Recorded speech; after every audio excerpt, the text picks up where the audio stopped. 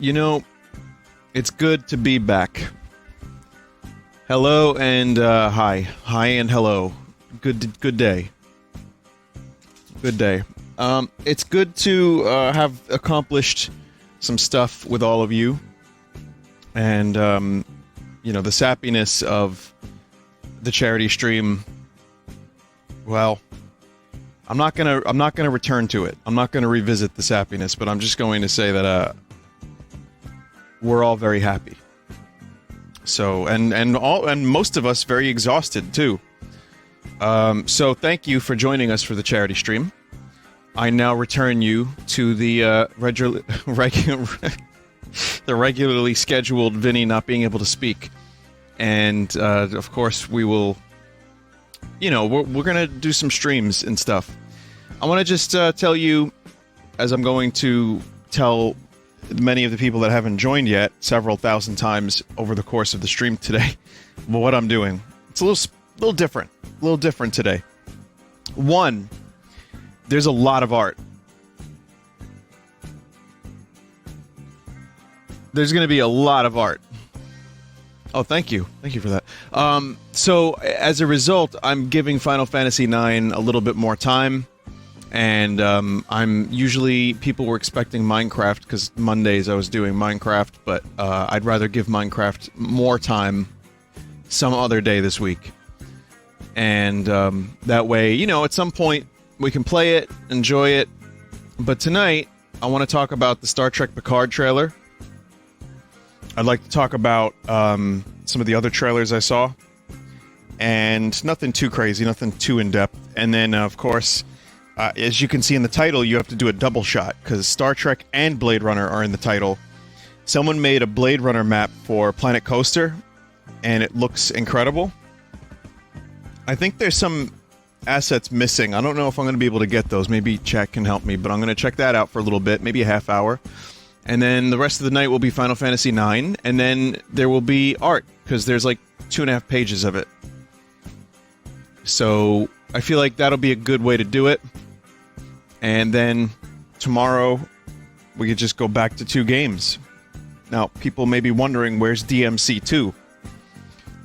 It is not available yet. It won't be this week. It might not be next week. But it'll be eventually. Same thing for the Windows edutainment games, the 10 that were promised. So those things will happen for sure. And the randomized race with Hootie will also happen in the next couple months. So, yeah, some good stuff. Good stuff. Alright? Now, if you're ready. Hey, I did all my incentives from last year. That's all I'm gonna say. Hang on a minute.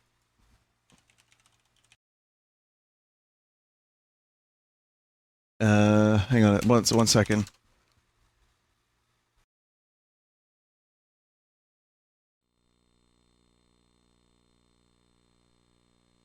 Okay.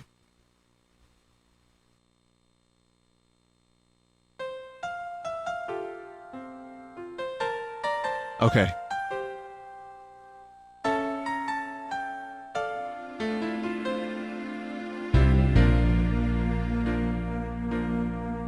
Okay.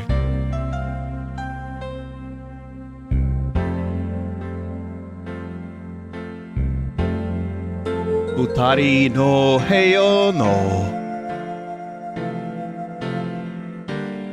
Tobira wo shimete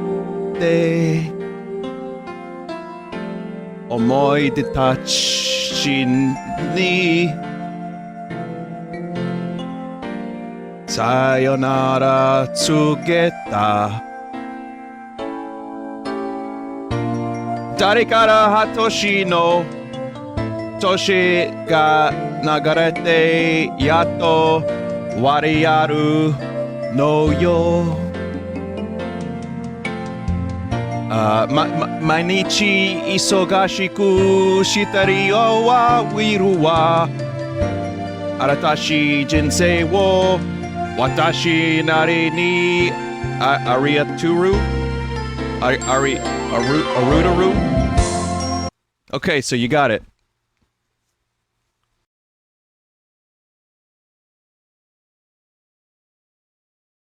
Now you can all shut the fuck up about it. All right.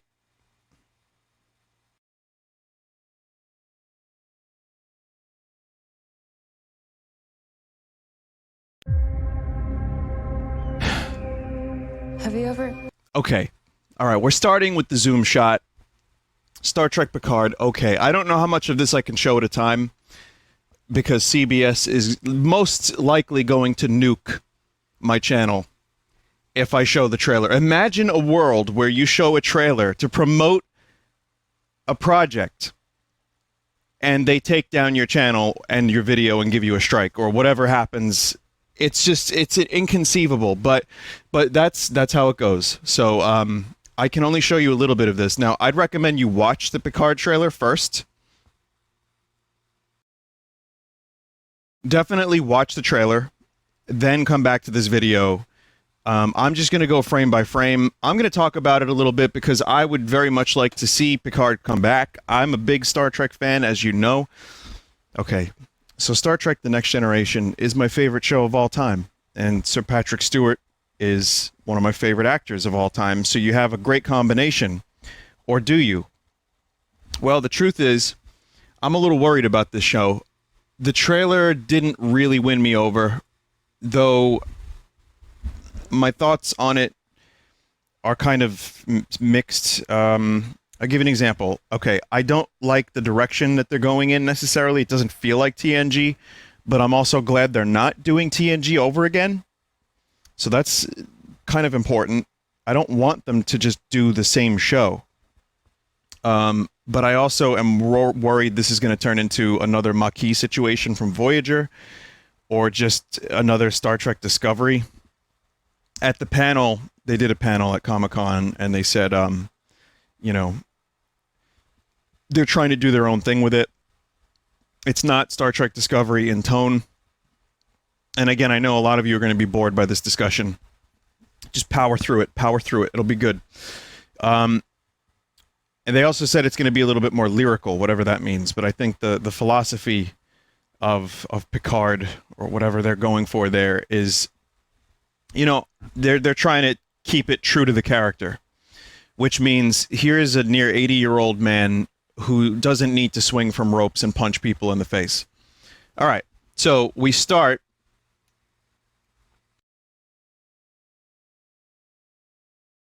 Been a stranger to yourself? with, okay, you can already, so you get the vineyard, you know, Picard, Chateau de Picard, whatever, and then you already get this epic acting that Picard's not really known for. Many, many times. Many, many times. It's very trailer-like.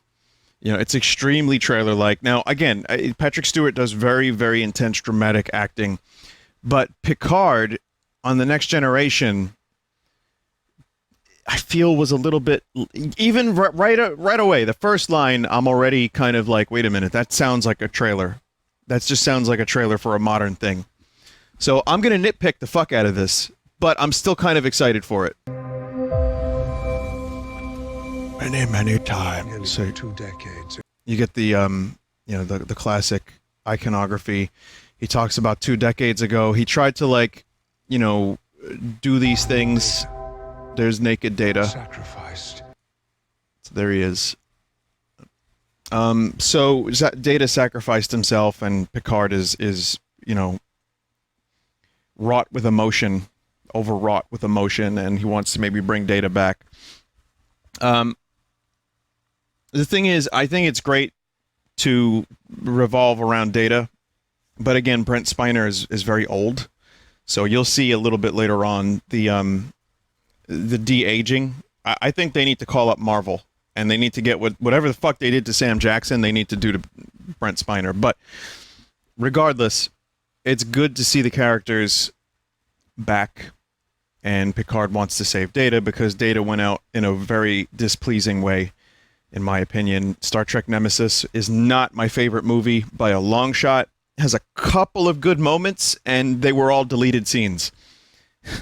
Well, not all of them, most of them. And, you know, I don't really know why they did what they did with Data there, but that is the movie that killed The Next Generation. So bringing it back is fine. The best, by the way, Star Trek The Next Generation TV show had one of the best TV show endings of all time. The episode's called All Good Things. I think it's an amazing finale. And the Avengers Endgame, that movie, that kind of thing that they did there is basically what Star Trek did. Something very, very similar. And it worked really great. And it ended with them playing cards. It was fantastic. His life for me. So Data sacrificed his life. There's some CG. You can see we got robots in the future. Remember, the show's like a year away. So we got some time here. Maybe it'll get better. I don't know. What's up, Ross? So I liked your level, dude. Made me angry. So we'll continue on. Tried to belong here. He's got a dog. I don't know. Patrick Stewart looks pretty good for nearly 80. And I think that he can still deliver a good performance. Absolutely. It's not his age that's the problem. It's, listen to the epic music. Do you know who I am? Okay, so, all right. Okay, listen. This is, if you've never seen The Next Generation, it's not that. This is much more Star Trek Discovery, music-wise and the acting. This is the MacGuffin. This is the MacGuffin. Miss MacGuffin, as Finks just said in chat. It's basically that. However, this is cool. This is my favorite shot, probably, of the whole trailer. It's Starfleet. It's the Starfleet Academy. So many episodes took place in and around the Academy, and this is very nostalgic to me, and I'm very happy about this. And someone just said San Diego Comic-Con. Well, that is it. Patrick Stewart is going into Comic-Con to do his panel, and those are all just cosplays. The uniforms are there, and it's classic TNG uniforms, updated a bit. So I'm pretty happy about that. I have encountered a woman. She came to me for help. Okay, and then you can see here the epicness. It's so epic. So we're going to get into the epicness of it. And hopefully CBS doesn't take down my video or my channel because I'm showing some clips. So you got epic. She's in serious danger. So, yeah, I mean, again, it's not out of the realm of Patrick Stewart's acting. This is what he does. So Captain Picard Day, here's a little bit of nostalgia. If you watch the show, there's an episode where they go, I think it's in season 7, where they show Captain Picard Day. And Picard is famously not good with kids. And yeah, they have a day for him and they throw him a little party. And I don't know if this is on the Enterprise. It doesn't look like it. I'm assuming this is just another Captain Picard Day and not the one from the episode. So I guess they made it official. Captain Picard has his own day, and they still celebrate it 20 years into the future. And again, this kind of looks like the Enterprise E, but it's very likely just another ship entirely. So let's move on. Okay, you got some Romulans. So this facility has gone 5,843 days without an assimilation. Cheeky. We do not. Okay, so You need a crew. I remember that time when I was at a Star Wars trivia night and my team was called the Romulans? ? Some people were upset by that. Yeah, so then Picard has this team. He's got a ragtag group of Firefly-esque team members. There's a journey here. This is like a classic shot. I like that. You know, I like this, the uniform. I think they're afraid of color in uniforms. Because in Discovery, all the uniforms are just like blue and a little bit of gold, but mainly just like dark colors, and the bridge is really drab. And I get that it's a different time we live in. I get that the audience tastes are different. But you see so little, like color. Yellow. Blue. You don't see red. TNG is a very colorful show. the color palette of that show, and even the beige walls of the Enterprise are very memorable to me. And I feel like they're trying to just keep things like very modern sci-fi and grounded so that it doesn't scare audiences away from like, oh, uniforms, oh, Starfleet. Like it's just passé, I guess. I hate to use that word, but that's my thought. I don't know if that's true. So then you have more. So this dude I thought was Spock from the new series. It turns out it's a completely different character. I was like, oh, hey, Spock, but not really. I wouldn't have even been surprised. If Spock was in this show, I would not have been surprised. The way CBS has been handling Star Trek lately, good or bad, it would have made total sense that Spock, for me, I would have, yep, there he is.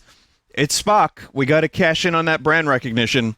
I'm being very negative, but the truth is I'm still looking forward to the show very much, just to see what it is. This is that dude was like, she's, the end of all. She's the destroyer. She's the MacGuffin. There's a Borg cube. We know these things. We see these things. These are the things we recognize. I clapped. So the Borg are back. Hugh is back from the episode I, Borg. And I believe he's in a couple other episodes as well, where the Enterprise takes a Borg and rehabilitates him away from the Hive, the collective. And he develops a personality, and they call him Hugh. And his individuality fucks up the Borg irreparably until they needed it to not be irreparable, and then they just forgot about that subplot.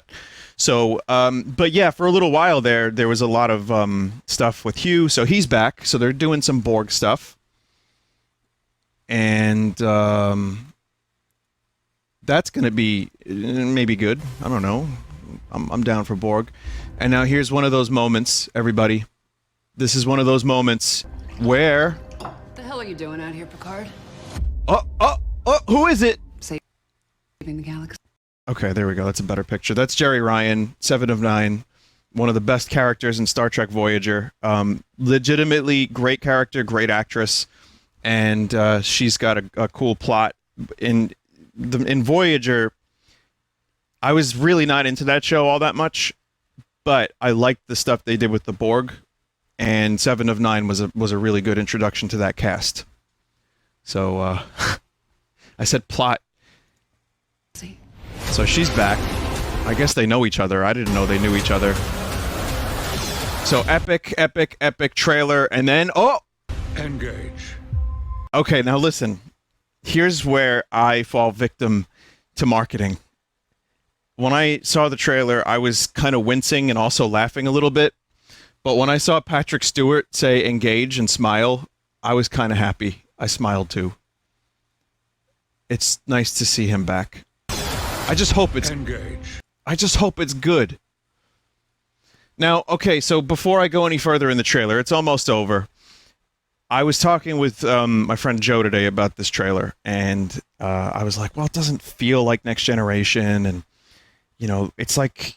Again, this ragtag group of people that he's with, these misfits all wearing like brown coats. It's like Firefly, or it's like, again, the Maquis from Voyager, or so many sci-fi plots. I mean, even The Expanse, which I love. It just reminds me of something that's very un-Star Trek-like. And Joe said something like, well, that's kind of cool. Picard has to do something we've never seen him do. Like, we get to see him with these characters, and maybe it'll be good. Maybe... taking him out of his element and building him back up after 20 years in this way could be interesting. The only reason I might agree with that is if the writing is good and if they're true to Captain Picard's character, because Kurtzman at the panel said something like, you know, we defer to Patrick a lot. And Patrick Stewart knows the character of Captain Picard really, really well. So the writers would go to him and he would change lines, he would add things, he would take things away.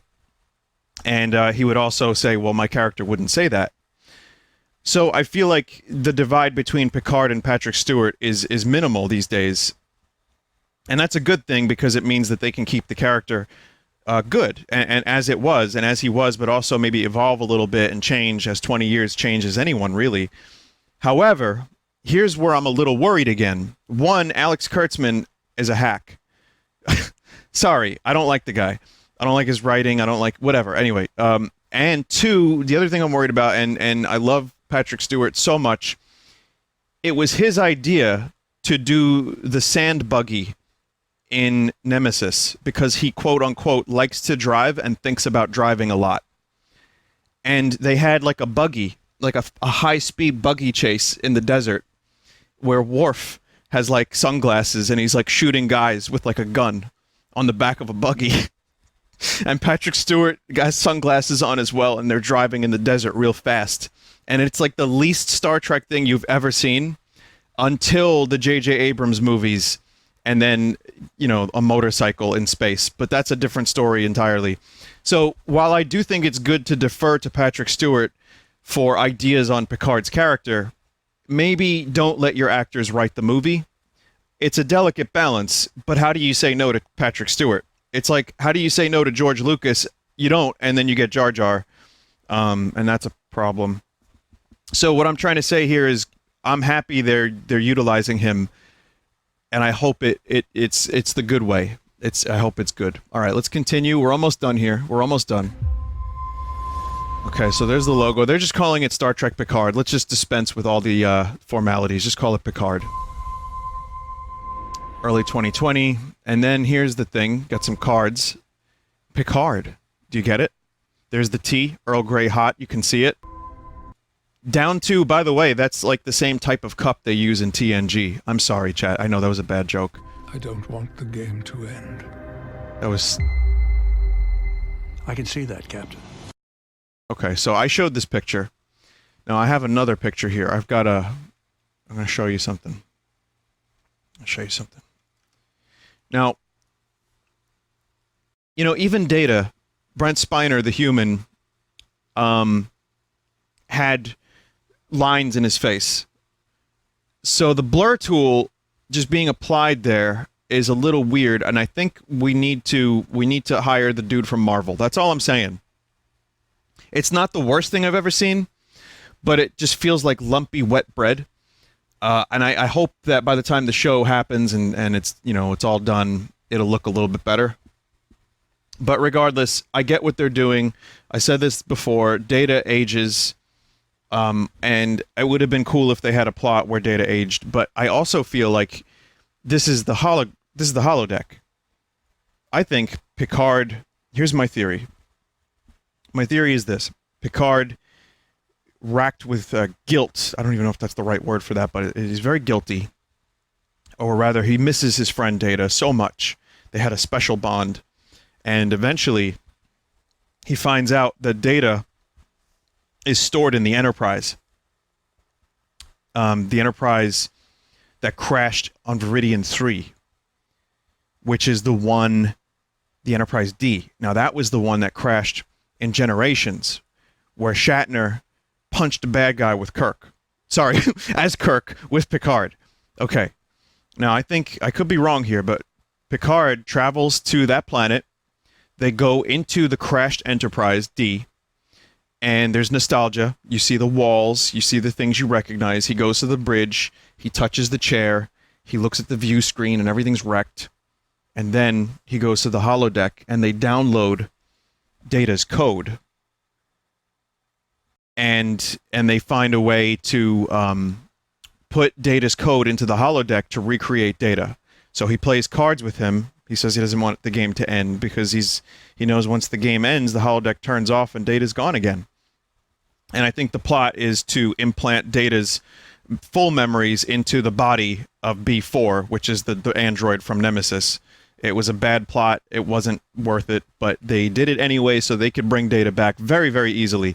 So maybe what we'll see is either it's going to be a de-aged Data the whole time, or it's going to be an older Data that aged naturally because Dr. Soong planted some kind of aging chip within him to make him more human or whatever. I don't know.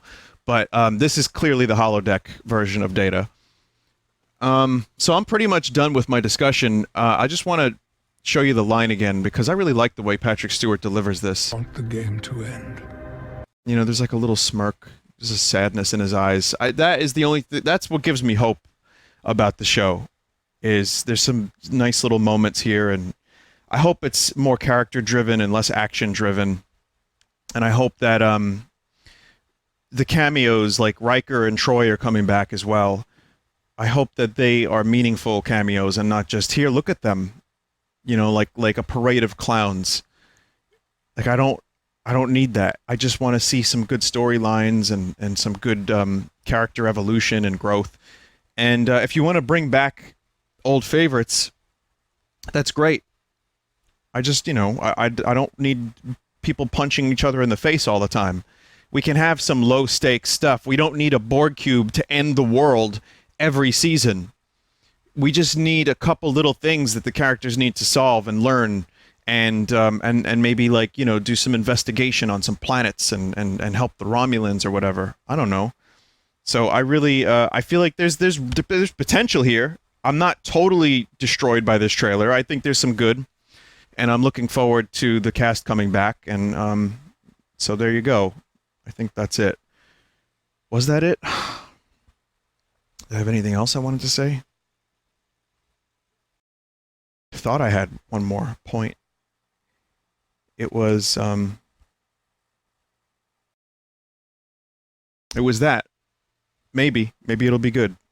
I don't think I have anything else. I think I said everything. Vinny, coming from someone who's never watched anything on Star Trek, can you explain the timeline real quick? That would take hours. Here's what I'll say very quickly, and then I'll move on to the Blade Runner thing in Planet Coaster, and then we'll do Final Fantasy IX. Very quickly, I want to say, if you have any interest in Star Trek, The Next Generation is a great show. It still holds up. They transferred it to, like, HD. They redid some of the effects. They cleaned them up. It is still fantastic. As I always say, you could watch the whole series, starting season 1 to season 7. But I would recommend an episode guide for seasons 1 and 2. Watch The Essentials, watch Measure of a Man, watch Conspiracy, watch the first episode of Encounter at Farpoint. Check out some of the more essential episodes of seasons 1 and 2, because you'll probably find something that you'll really enjoy in there, but it's generally a really sloppy couple seasons. The expression growing the beard came out of Riker not having a beard in season 1 and growing his beard in season 2. It looks pretty good in season 2. By season 3, his beard is full, it has blossomed, and so has the show. And it's by the time you hit season 3, almost every episode is good. Seasons 3 all the way to 6 are fucking phenomenal. 7 is spotty, but mostly good. Except there is a ghost sex episode with Beverly, and I definitely don't want to recommend that episode. It's called Sub Rosa. You shouldn't watch it. Beverly Crusher has ghost sex, and it's terrible. It's a Scottish ghost. It's called Sub Rosa. It's a season 7 episode. Don't watch it. And what else? So yeah, you could probably get everything you need out of Star Trek The Next Generation if you just watch episode guide, seasons 1 and 2, 3 all the way through to the end, and then if you want, watch the movies. But brief warning about the movies. It's canonical. The storylines in the movies happened. You can't escape that, so watch them. Generations isn't that amazing, but it has its moments. First Contact is excellent, but also kind of dumb. Still good, though. Jonathan Frakes directed that. Riker directed that. Insurrection feels like an episode of the show. I like it, but also not amazing. And Nemesis is like kind of a steaming pile of dog shit. But it's got a couple nuggets of corn. So check it out if you need to, because there's a storyline thing in there. But I'll just say that the character of Captain Picard in the movies, you can't just watch the movies because you're going to get a skewed perspective.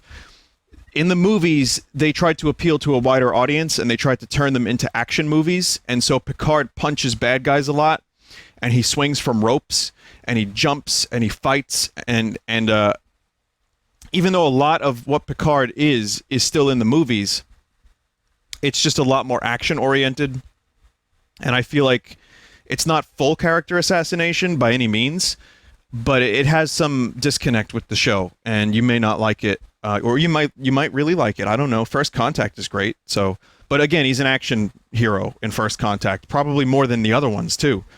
So anyway, Star Trek Picard, let's hope it's good. The trailer has not really destroyed my spirits, but it has some potential, but it also reminds me too much of Discovery, and I hope they move away from that epicness and get just down to the characters. So thank you for listening. I hope that wasn't too boring. He literally picks up a fucking Tommy gun and starts shooting and screams, "Oh! The line must be drawn here! This far, no further!"